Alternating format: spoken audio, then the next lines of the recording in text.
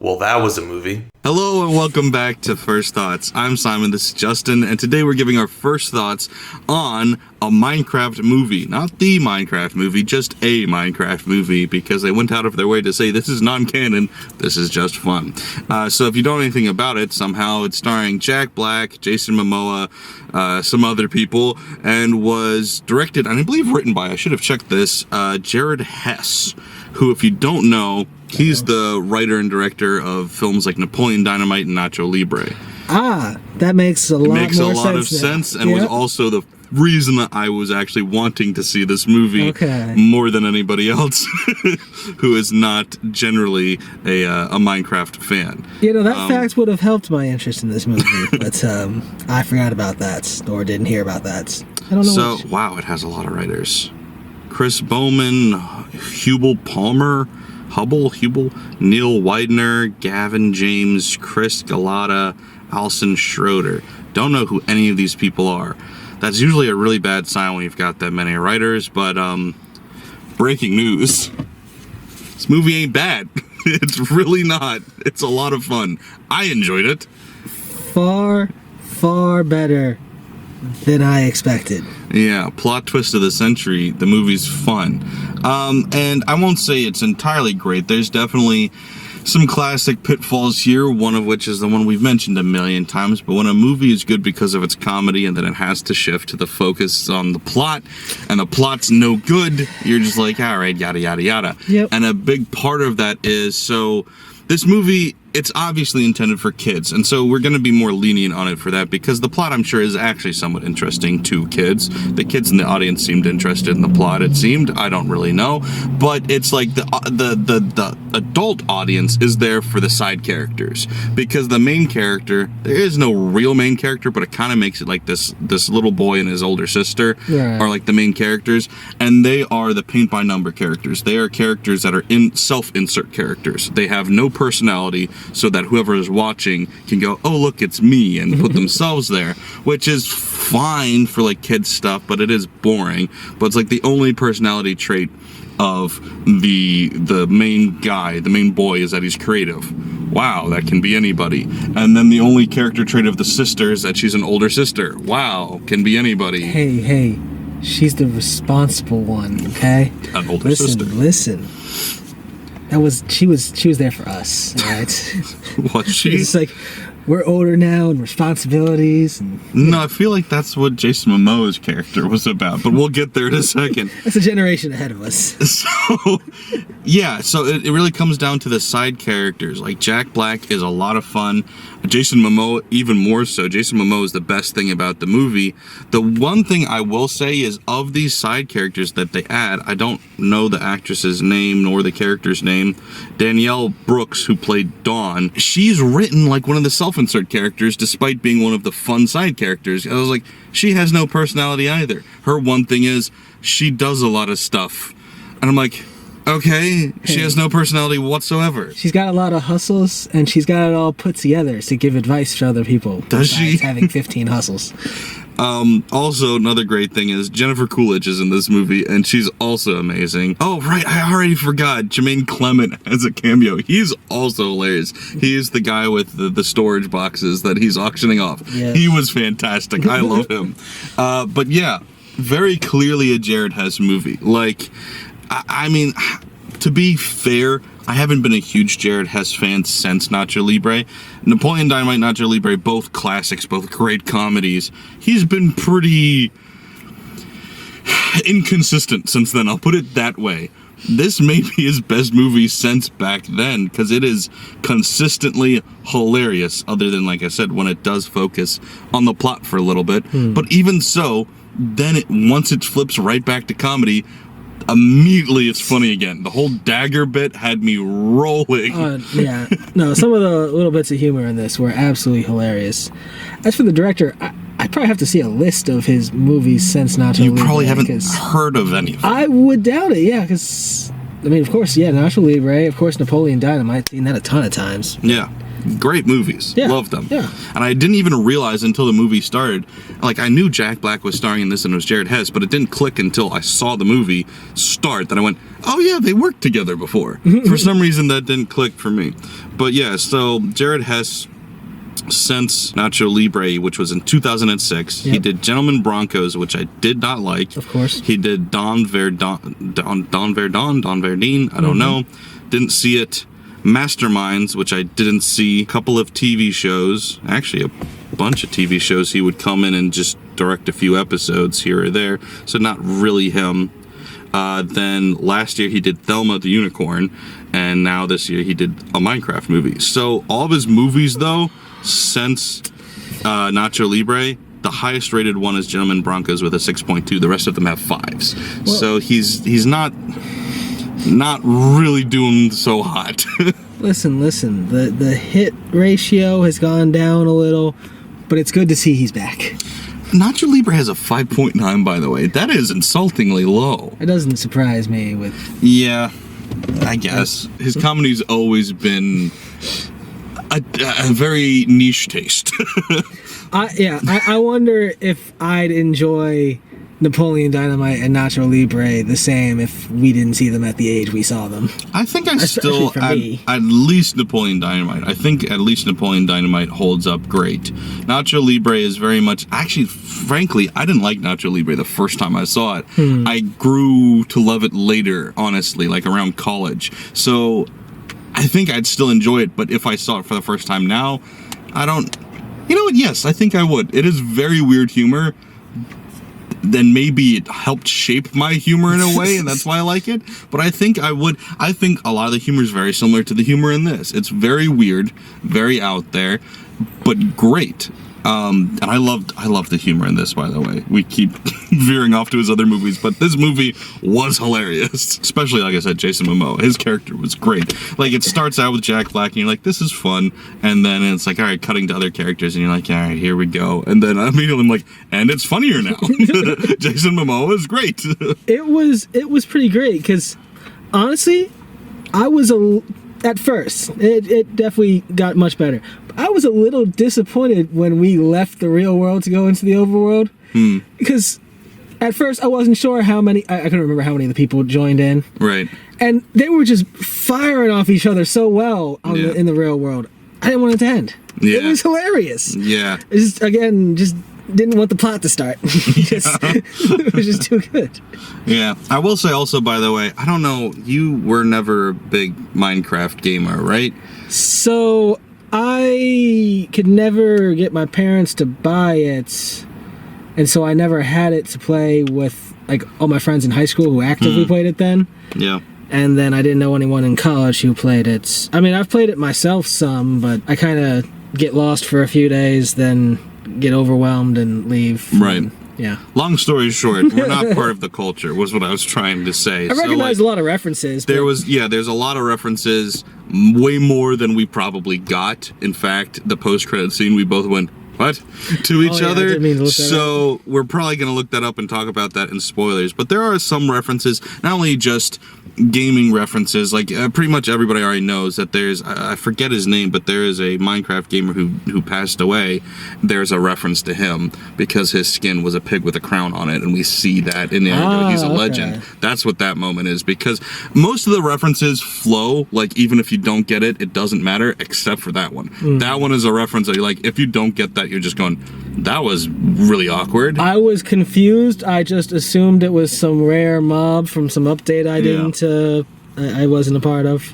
But there's not just Minecraft related references, though. I pointed out to you, though, at one point Jason Momoa is being attacked by a bad guy. He goes, let me tell you something, so that made me go, okay, because I thought there was a couple other memes in there, but I was like, I don't think that must have been an accident. But that taught me, no, they are referencing any and every meme, but also writing it in, like I said, in a way that if you don't get it, it's not stopping the movie to make you go, what was that about? So, unlike some other movies have done, like even like the screaming goat thing, which was really prominent and annoying in the trailer, they definitely softened it in this movie and only kind of had it in the background, which was like, the screaming goat meme already hasn't been funny for years. So to be able to kind of just push that to the back and go, don't worry about that, was definitely the right choice.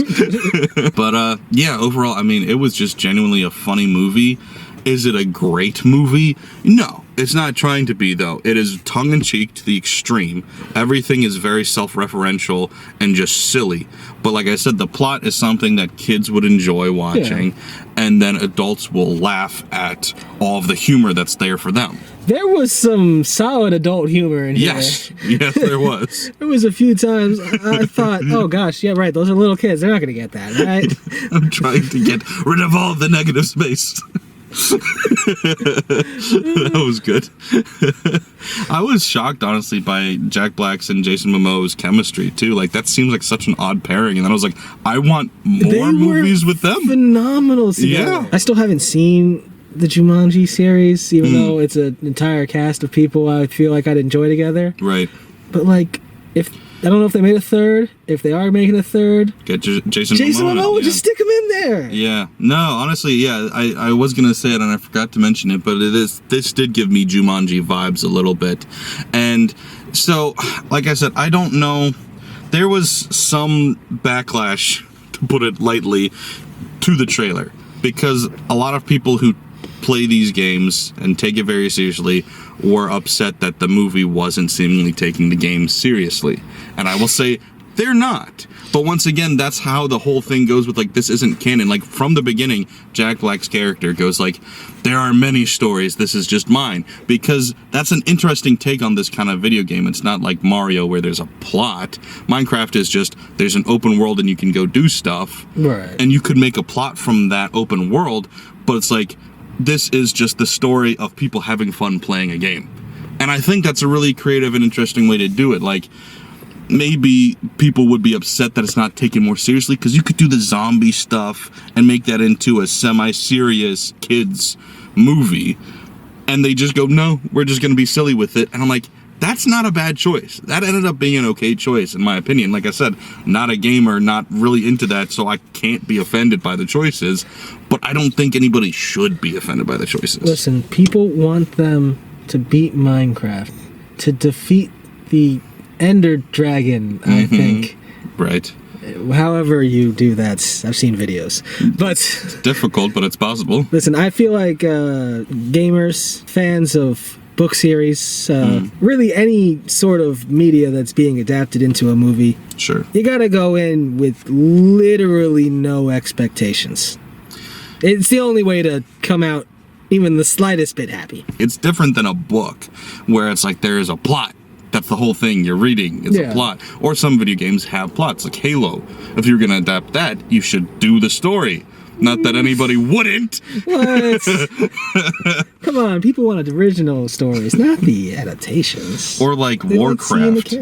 I wanted Warcraft to be an adaptation of the game, and then it was something else, and I was like, what are we doing here? See, you gotta go in with zero expectations. Yeah, well, whatever. If I don't hear the original creator is involved in loving it, it's probably gonna be terrible. Bold take here. I enjoyed this just as much as I enjoyed that Mario movie that came out 2 years ago. When was that? Chris Pratt Mario? Maybe 2 years ago? Something like that. I enjoyed this just as much as that. That's probably going to annoy a lot of people, although I did see that the rating has gone up and it is in the 6s. It's like a 6.1 or 2 or whatever it was. Okay. So it's doing okay so far. I thought this movie was fun. I enjoyed it. I would give it a 6.5.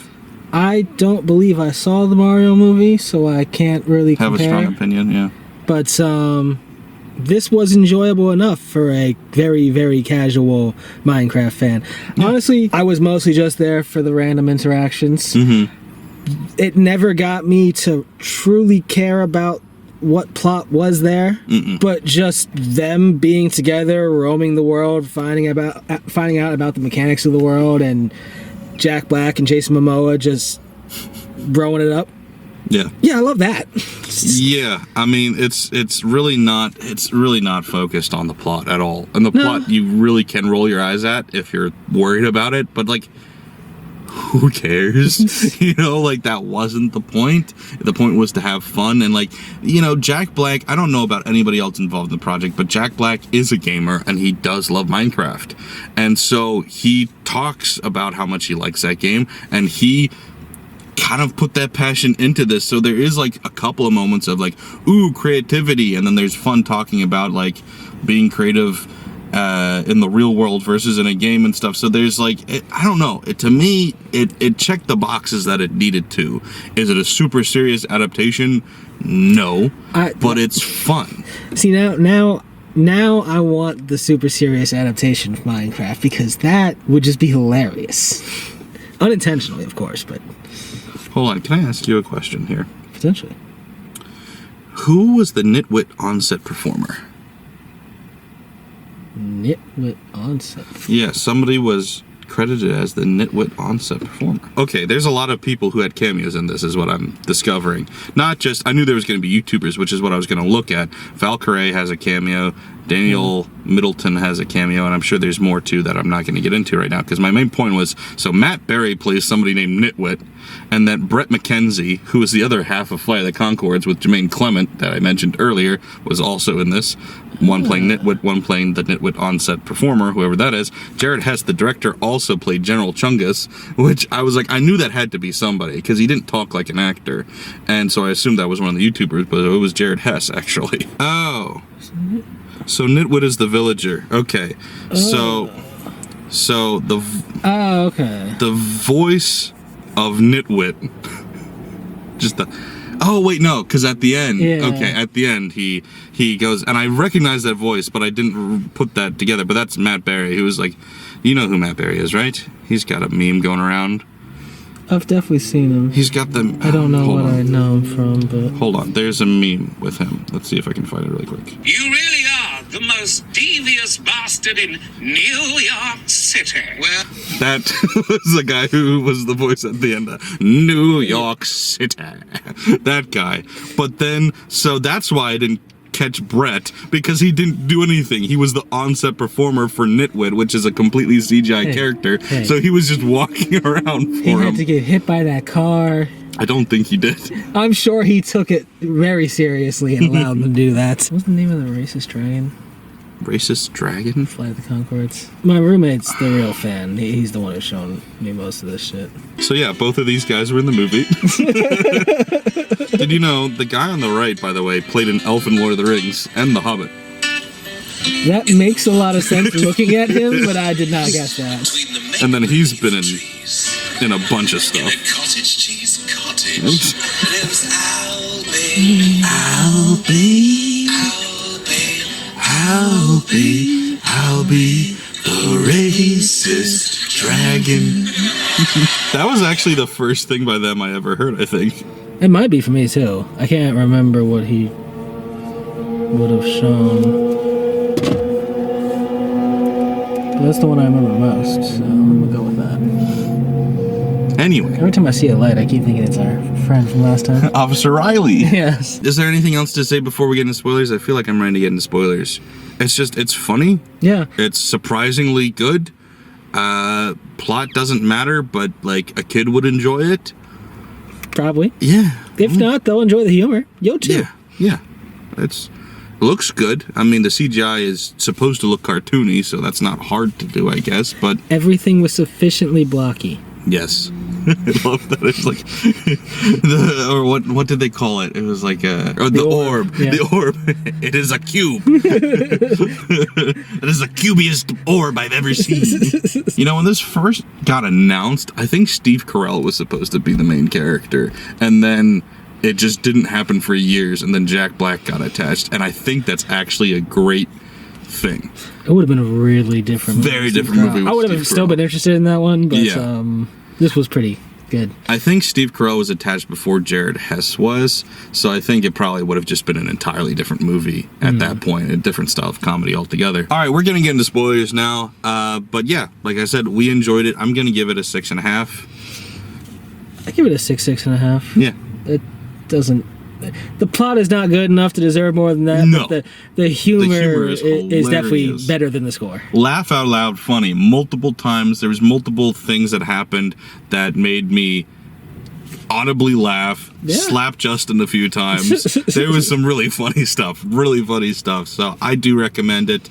I thought it was a lot of fun, but like I said, we are going to get into spoilers now, so if you don't want anything spoiled, you should go check it out, watch it first, come back, and we can talk about it then. Thanks, guys. Bye. So, spoilers. We're opening the door. Yeah, I'm cool with that, too. It is hot in here. We also want to welcome any cops in the area to come join. Listen, we don't want to give them the wrong idea with the fogged up windows now. Yeah. We're doing drugs and having sex. Of course. So, it's just because it's fresh on my mind. The whole dagger bit was so funny. Because I said, we had taken time away from being funny to wrap up this plot, and you're like, blah, blah, blah, I get it, we're beating up the bad guys.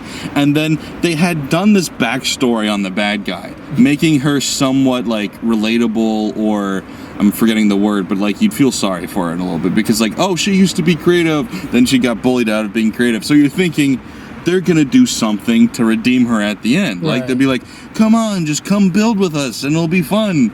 No, she dies. But what's funny is, like, as she's laying there dying, she's like, come closer, come closer. And he's like, tell you something. He's like, you don't have a little dagger you're gonna try and stab me with, do you? Oh, of course not. Ha! No. Just smacks it out of her hand. All right, well, seriously, this time, come and lean in. You're not gonna do it again, are you? No, absolutely not. Smack. All right, I'm gonna get out of here. No, come on. I don't even have a dagger this time. Ah, shit. It was so good. So unexpected. I loved that bit. So funny.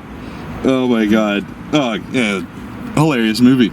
Genuinely hilarious movie. So now that you know the Napoleon Dynamite director directed this, do all of the tater tots make more sense to you? 100%. Because I was sitting there going, this is the most random reference I've ever seen. But because I am trained to associate tater tots with Napoleon Dynamite, I immediately went there without knowing this was the director. You can't say tots and not me just go back, oh God, tots. Yeah. I just thought at first it was going to be one reference. They bust out the breakfast pizza. And I was like, that's a cute reference. All right. Yeah. But then they just keep saying tater tots. I'm like, why? Listen, he had an infinite supply in his pockets. He did. And he built a gun, which I don't know. This whole time. Yeah, like, especially when you call them tots too. Yeah. Because I didn't know anyone who called them tots before Napoleon Dynamite, and then after Napoleon Dynamite, yeah, and that's all anyone ever said about them. We should talk really quick before we get distracted about the mid-credit and post-credit scene. I guess the mid-credit is just a joke. It's not. Okay, so the post-credit scene. Oh, yeah. So eventually Jack Black does decide to leave the overworld to go to the real world.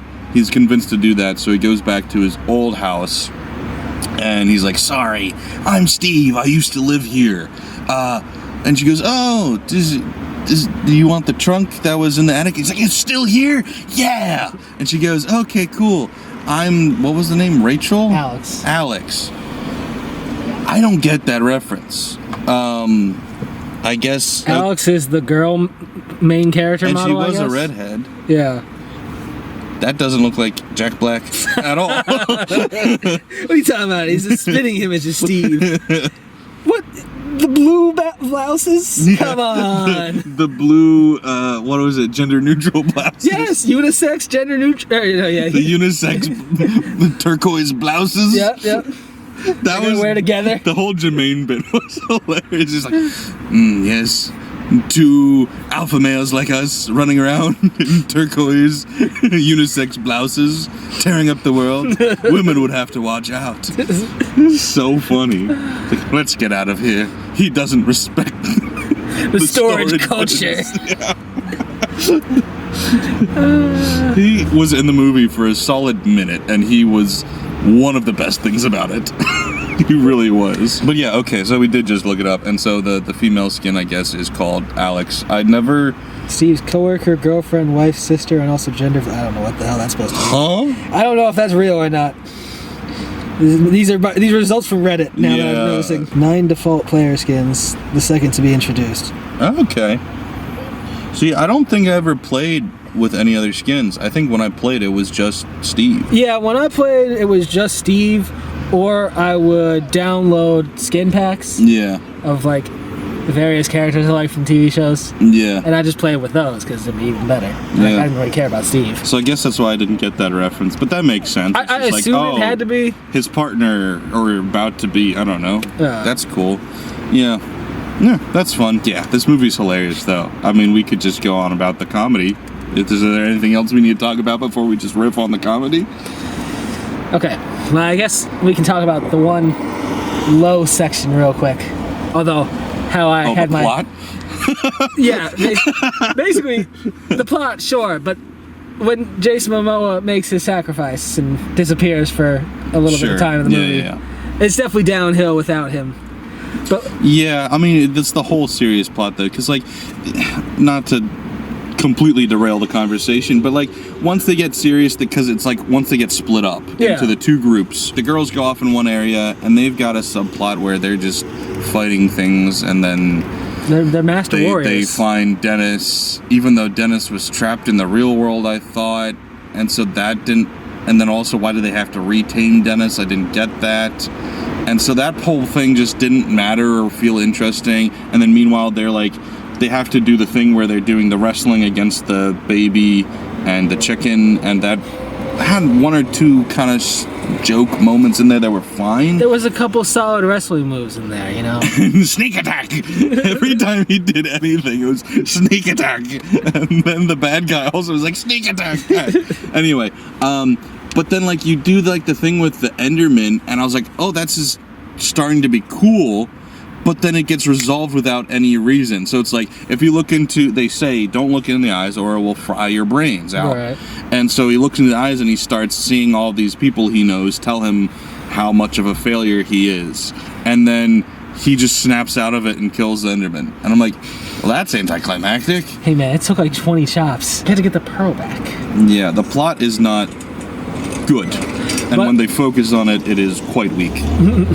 I will say, when at the end they're trying to get the crystal off the tower, off like the signal tower, beam, the light beacon that is in every movie ever. Yes, special beam cannon, whatever. Yeah. So he's falling off of it, and in that moment, I'm thinking, all right.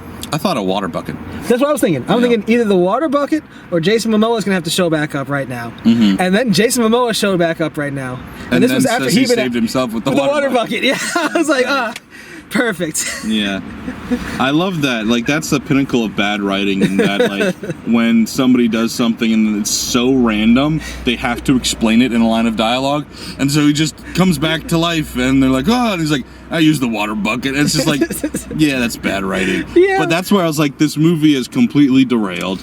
And then right after that is the dagger bit. And you're like, and we're back. Oh my God. We just went from like this 20-minute, maybe 15-minute stretch of, I don't enjoy this movie at all right now, to one of the funniest bits in the whole movie. I'm like, and we're so back. It's just, Jack Black, along with that cast, pretty great. All three of the other characters who were there when after Jason Momoa gone, just kind of dry characters. That's what I'm saying. They're self-insert characters. Yeah. They're just there for the audience to be like, oh, I'm that person, which doesn't make any sense for Danielle Brooks' character. It's like, she's written, like, that character should be another Jason Momoa or another Jack Black. They're there to be the funny side character. Right. But they don't write her like one, and that's so confusing. It's like, she shouldn't be a self-insert, she should be comedy. And she doesn't really say anything funny at all. She just says one or two lines like oh, this doesn't make sense. Like, okay, cool, thanks for that line. Hey, she's got a funny situation at times, and then... Does she? In the end, they give her the dog for some reason. Yeah, that also didn't make any sense. I didn't love her wrap-up. I guess I understood that they need, like, a more adult figure that isn't Jason Momoa, I guess. Sure. But it doesn't make her a very interesting character. Yeah, and now the older sister is doing self-defense classes, because that made any sense at all. Listen. I guess there was the one line where you're like, oh, you're better at fighting than I thought you'd be. They were whipping shit when they started. They basically pick up a wood shovel and a wood, like, hoe, I think? Oh, Till the ground? I think so. Yeah, like a wood hoe. And they just start smashing things. And at one point, one of them flips one of them onto a roof, just like throws it. Yeah. They just immediately become the most competent warriors in the show, in this, and it's like, okay. Yeah, for some reason. But now we learn at the end, for at least the older sister, classes. that was so she could discover her new passion of self-defense and stop working at that potato chip factory that her brother destroyed. Wonderful. Dude, What's- the vice principal lady. Oh yeah, now her storyline was hilarious. It was also maybe the best part of the movie, and that's how you know this movie's hilarious. Is there are at least 3, 4, maybe 5 running jokes that you're like, that is the best thing in this thing. And her falling in love with a villager, I had heard about in a tweet months ago, saying somebody going like, oh my god, really, they're doing that? And I went, that sounds like it could be funny, actually. And then you see it, and you're like, and it's in fact hilarious. Yeah, I'm glad I didn't know about that ahead of time, because like I didn't quite know where their story was gonna go. Like I figured she'd fall in love with him. She starts speaking villager after he talks in this really proper British accent. Their love for each other taught them the languages. Like it was a true, I don't actually know if they spoke each other's languages, but true Pocahontas situation. Oh, it was so funny. It was so good. And at first, I thought that was just going to be in their heads, like they just understand each other, but and just talking with their normal languages. And then the line when the waiter comes up, "Are you finished?" "No, I think he's Swedish." Oh my gosh!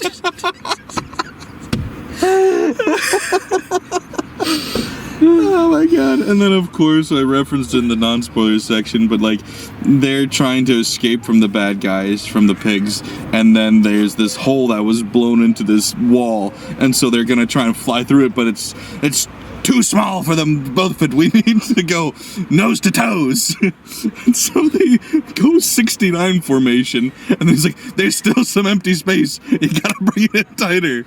Listen, they make it to that 69 position after a little bit of Momoa crotch in Jack Black's face. Because before that, he lands on him, and he's like, "Stop pulling on my hair." He's like, "Just let my hips guide the way." It was perfect. He literally straddled his back and had his hair like some reins. Oh, it was so funny. It was like Ratatouille. Oh my god. And listen, it was working out too. I mean, dodging shots, pulling back up into the air. He was really gliding them. And then he's like, "I'm gonna close my legs. It's for your safety." "I understand." Oh, and then when Jason Momoa comes back, he's like, "Shoot up into the belly of the thing for the fireballs." "Oh, wow, how'd you find that out?" "Don't ask." Listen, he went through a whole adventure that I'm sad we missed. Yeah, probably would have been more interesting. Absolutely than what would have we been more did see. interesting. Yeah. Yeah. Hello? This is the problem with open doors. Oh. They're just leaving the movie right now. Look at that loud already. Yeah. We do have to get back inside soonish, because the movie starts at 9 and it's almost 9, which means we got like 15 minutes. All right, so I think that's pretty much it. Is there anything else? It's a funny movie, man. Yeah, funny movie. They hit most of the regular Minecraft references. I can't really think of too much that like a regular player who's played the base game for years wouldn't catch. Yeah. Like, Yeah, I don't know. I think the only weakness of this movie is the lack of Minecraftness to it, frankly, because it's like the Minecraft is more of a means to the end than the point of it. Yeah, it was really just up until they survived the first night, and a little bit of Steve stuff. Yeah, just a tiny bit. And they crashed stuff. And that was another funny bit, by the way. He's like, "We're going to mine, and then we'll craft. We'll Minecraft. On 3, everybody. 3, 2, 1. Get the thing." "What did you say?" "You said Minecraft?" "We should have said Minecraft. Let's do it again." "No, we don't have time." So, yeah, no, funny writing, good enough performances. Like I said, the kids and the side characters are what you're there for. Yeah. And by side characters, I mean Jack Black and Jason Momoa are what you're there for. But also the villains are funny too. Jack Black, Jason Oh Momoa. yeah, Jennifer Coolidge. The villains are kind of funny. Yeah, her. Jermaine.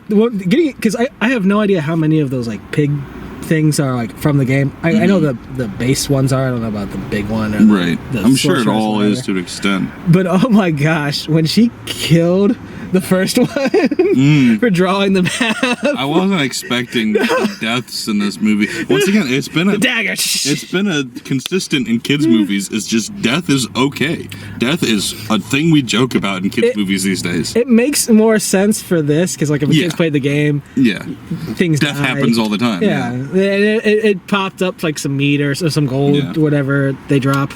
Yeah. But that was that. No, a little kid just stab. Absolutely hilarious at times. Really, not only like this is one of my favorite Jack Black movies I've ever seen too. Honestly, like it's funny. It is really funny because Jack Black. I always like Jack Black, but rarely like his movies. Like Nacho Libre is good. Shallow Hal has its moments. School of Rock is a classic. Right. But he doesn't have a lot of great movies. He's usually just like funny in a bad movie. This is one of his better movies, honestly. Oh, Kung Fu Panda, though. Kung Fu Panda's great. Kung Fu Panda's his best movie. Yeah, I can agree with that. But yeah, I enjoyed it. I did. So I recommend it. Like we said, 6.5, somewhere in that range. If you played Minecraft, you'll enjoy some of the references. If you didn't play Minecraft, you'll enjoy the comedy. Yeah, if you like Jack Black and Jason Momoa being funny, you'll definitely enjoy this one. Yeah, like I said, I was shocked how Jason Momoa was so good. He was the best character in the movie. I just didn't see that coming. Did not. And like you said, when he was gone, you missed him. You really missed him. Very much. So, yeah. All right, we're going to head back inside for another great movie. What are the odds, by the way, that, like, this week, you mentioned it when I sat down, but, like, this week I was like, yep, and if we were wondering if the streak is alive, it's certainly dead this week of, like, good movies, which I still think the streak stopped. But we started a new one because today was great so far. Listen, I said... I'm continue, but I said I couldn't remember the last time I was so uninterested in two movies we were seeing, but that changed my mind then. Yeah, I did not reciprocate that feeling. I was excited for tonight. If I hadn't realized it was the Napoleon Dynamite director, I might have been a bit more interested. If you had known as much about him as I did, you probably still would have been, because I was like, he hasn't made a good movie in years. That's fair. But I was excited because I thought this movie would probably have a couple of funny jokes and then be so bad it's good at some point.